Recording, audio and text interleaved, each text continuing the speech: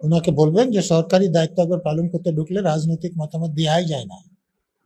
যারা সরকারি কর্মচারী এবং যখন তিনি নির্বাচন কমিশনের কাজ করছেন তখন তা পাবলিক সার্ভেন্ট, তো পাবলিক সার্ভেন্টরা পলিটিক্যাল কথাবার্তা বলতে পারেন না। তো ধরুন যে চিফ সেক্রেটারি, হোম সেক্রেটারি, তারা যদি পলিটিক্যাল র্যালিতে অংশ নিতে শুরু করে, ডিজি সিপি এরা যদি পলিটিক্যাল র্যালিতে অংশ নিতে শুরু করে, তাহলে দেশটা চলবে? তো সেও DGO public servant, BLO public servant, এটা পারে না।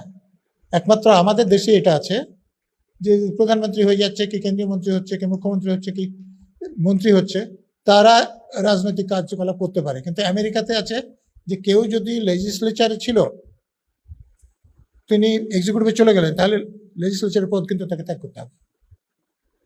আমাদের দেশে এটা করা উচিত যে একজন লোক প্রধানমন্ত্রী কি মুখ্যমন্ত্রী হচ্ছে, তিনি সরকারি সুবিধা নিয়ে গিয়ে পার্টির কাজ করছে, এটা গণতন্ত্র চলতে পারে না।